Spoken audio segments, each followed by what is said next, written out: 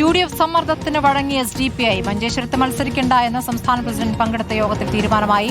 സ്ഥാനാർത്ഥിത്വം പിൻവലിക്കാൻ KM അഷ്റഫ് കളക്ടറേറ്റിലേക്ക് പോയി. അതേസമയം ജില്ലാ കൌൺസിലിൽ നിന്നും KM അഷ്റഫ് രാജിവെക്കുകയും ചെയ്തു. അരുൺ പൂപ്പറമ്പ വിവരങ്ങളുമായി. അരുൺ, ഇപ്പോൾ മഞ്ചേശ്വരത്ത് SDPI സ്ഥാനാർത്ഥിയെ നിർത്തുന്നില്ല എന്ന തീരുമാനത്തിലേക്ക് വരുന്നു. പക്ഷേ സ്ഥാനാർത്ഥി പിണക്കത്തിലാണ് എന്നാണ് മനസ്സിലാക്കുന്നത്. ഇപ്പോൾ സ്ഥാനമാനങ്ങൾ രാജിവെച്ചു എന്നാണ് അറിയേണ്ടത്. അതിനുശേഷമുള്ള ഒരു പ്രതികരണം നടത്തുമോ പരസ്യമായി?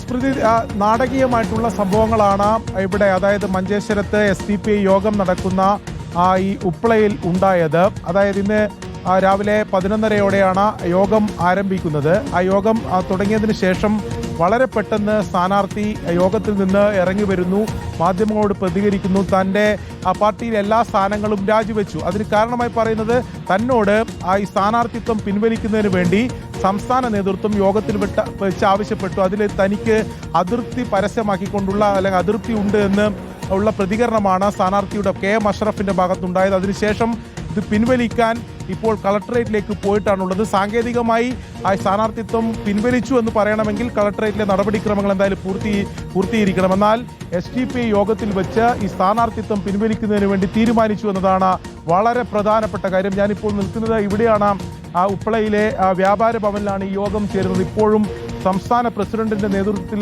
അവിടെ യോഗം തുടരുകയാണ്. അതിനുശേഷം ഔദ്യോഗികമായ തീരുമാനം അറിയിക്കും എന്നതാണ് അറിയിച്ചിട്ടുള്ളത്. എന്തായാലും വലിയ അതിർത്തി അതിൽ ഒരു വിഭാഗത്തിനുണ്ട്, പ്രാദേശിക നേതൃത്വത്തിനുണ്ട് എന്നതാണ് നമ്മൾ മനസ്സിലാക്കുന്നത്. വിവരങ്ങൾ നൽകിയത്.